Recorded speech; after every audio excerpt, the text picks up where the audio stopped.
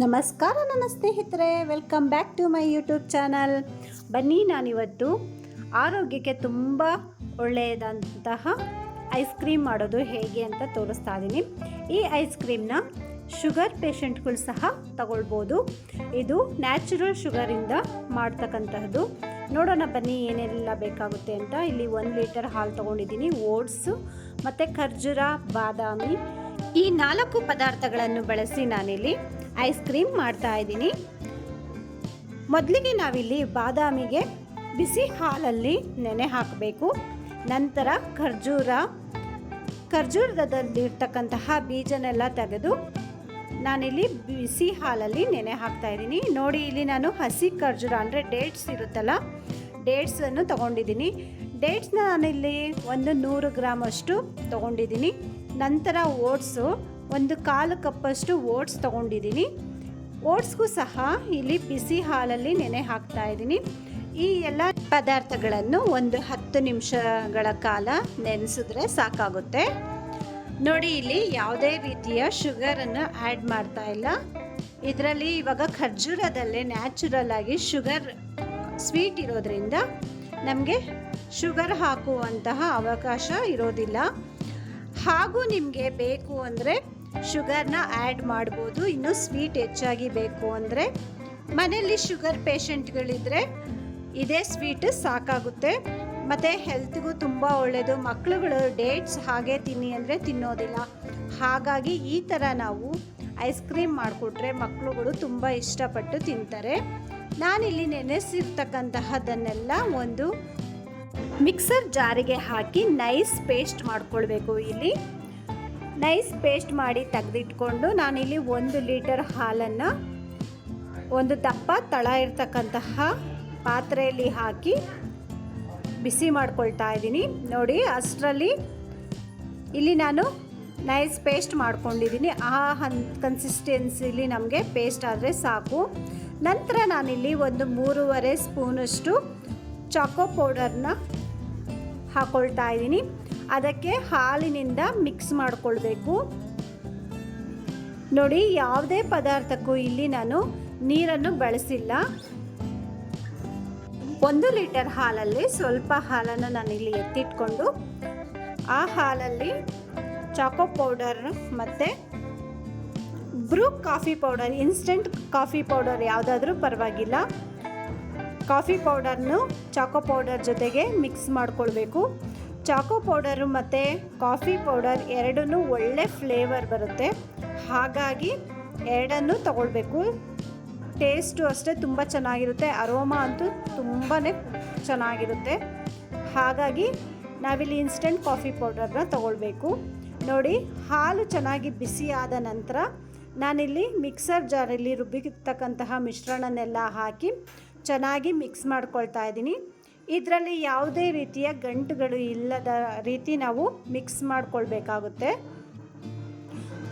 Low ಫ್ಲೇಮಲ್ಲೇ ನಾವು ready ಮಾಡ್ಕೊಳ್ಬೇಕು. ಹೈ ಫ್ಲೇಮ್ ಇಟ್ಬಿಟ್ರೆ ತಳ ಹಿಡಿದು ಬಿಡುತ್ತೆ. ಹಾಗಾಗಿ ಲೋ ಫ್ಲೇಮಲ್ಲೇ ನಾವು ಕೈ ಬಿಡದೆ ಚೆನ್ನಾಗಿ ಮಿಕ್ಸ್ ಮಾಡ್ತಾ ಇರಬೇಕು.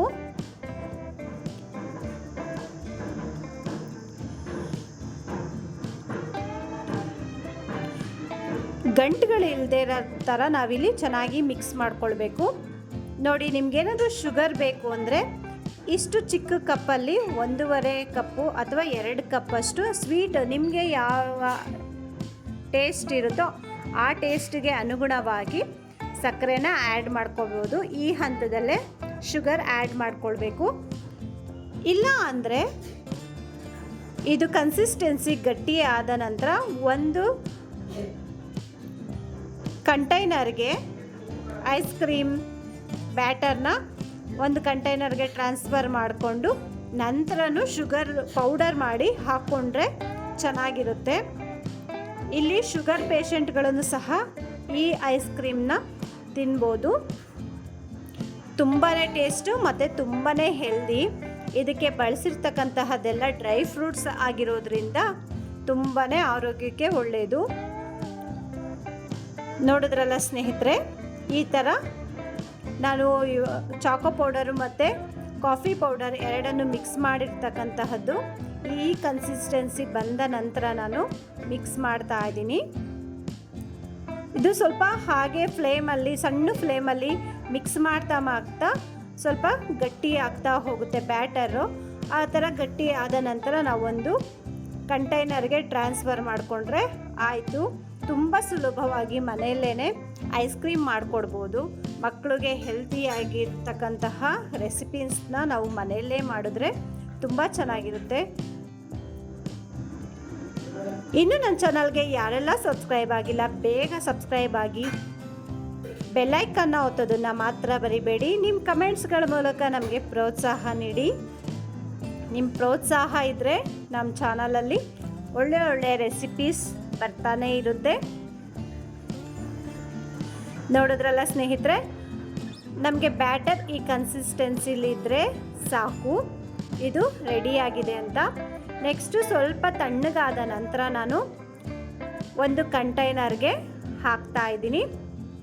ಕಂಟೈನರ್ಗೆ ಹಾಕಿ ಓವರ್ ನೈಟ್ ಬಿಟ್ಟರೆ ಸಾಕಾಗುತ್ತೆ. ನಾನಿಲ್ಲಿ ಈವ್ನಿಂಗ್ ಮಾಡ್ತಾ ಇರೋದು, ಹಾಗಾಗಿ ಓವರ್ ನೈಟ್ ಸೆಟ್ ಆಗಲಿಕ್ಕೆ ಬಿಡ್ತೀನಿ. ನೀವೇನಾದ್ರು ಬೆಳಗ್ಗೆ ಮಾಡಿದ್ರೆ ಸಂಜೆವರೆಗೂ 8 to 10 hours ಬಿಟ್ಟರೆ ಸಾಕು, ಇದು ಸೆಟ್ ಆಗುತ್ತೆ. ರೂಮ್ ಟೆಂಪ್ರೇಚರ್ಗೆ ಸ್ವಲ್ಪ ಹೊತ್ತು ಬಿಡಬೇಕು. ಎಲ್ಲ ಕಂಟೈನರ್ಗೆ ಹಾಕಿದ ನಂತರ ನೋಡಿ, ಇಲ್ಲಿ ನಾನು ಗಾರ್ನಿಷ್ಗೋಸ್ಕರ ನಾನು ಮಕ್ಕಳು ತಿನ್ನೋದಕ್ಕೆ ಖುಷಿ ಪಡಬೇಕಲ್ಲ, ಹಾಗಾಗಿ ಹರ್ಷೀಸ್ ಸಿರಪ್ ಇತ್ತು ಮತ್ತು ಚಾಕೋ ಚಿಪ್ಸ್ ಇತ್ತು, ಎರಡರಿಂದನೂ ಗಾರ್ನಿಷ್ ಮಾಡ್ತಾ ಇದ್ದೀನಿ. ನಿಮ್ಮ ಹತ್ರ ಟೂಟಿ ಫ್ರೂಟಿ ಇದ್ದರೆ ಅದನ್ನು ಹಾಕ್ಬೋದು. ಟೂಟಿ ಫ್ರೂಟಿ ಹಾಕಿದ್ರೆ ತುಂಬ ಚೆನ್ನಾಗಿರುತ್ತೆ. ಮತ್ತು ಬಾದಾಮಿ, ಪಿಸ್ತಾ ಈ ಥರ ಡ್ರೈ ಫ್ರೂಟ್ಸ್ ಇದ್ದರೆ ಅದನ್ನು ಚಾಪ್ ಮಾಡಿಬಿಟ್ಟು ನೀಟಾಗಿ ಅದನ್ನು ಸಹ ಗಾರ್ನಿಷ್ ಮಾಡ್ಕೊಳ್ಬೋದು, ತುಂಬ ಚೆನ್ನಾಗಿರುತ್ತೆ.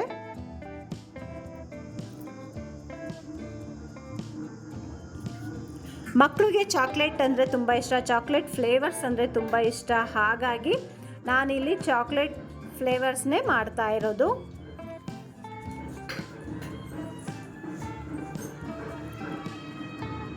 ಮಾಡೋದಕ್ಕೂ ತುಂಬ ಸುಲಭವಾಗಿರುತ್ತೆ. ಮಕ್ಕಳು ತುಂಬ ಎಂಜಾಯ್ ಮಾಡಿಕೊಂಡು ತಿಂತಾರೆ. ಸಮ್ಮರಲ್ಲಿ ಮಕ್ಕಳಿಗೆ ಐಸ್ ಕ್ರೀಮ್ ಅಂದರೆ ತುಂಬ ಇಷ್ಟಪಡ್ತಾರೆ.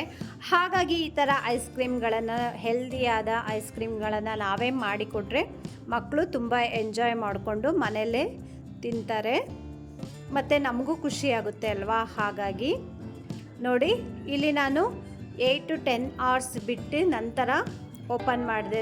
ಎಲ್ಲ ಫುಲ್ಲು ಸೆಟ್ ಆಗಿತ್ತು. ಐಸ್ ಕ್ಯೂಬರ್ ಇರಲಿಲ್ಲ, ಹಾಗಾಗಿ ನಾನು ಸೌಟಲ್ಲೇ ಐಸ್ ಕ್ರೀಮ್ನ ತೆಗೆದೆ.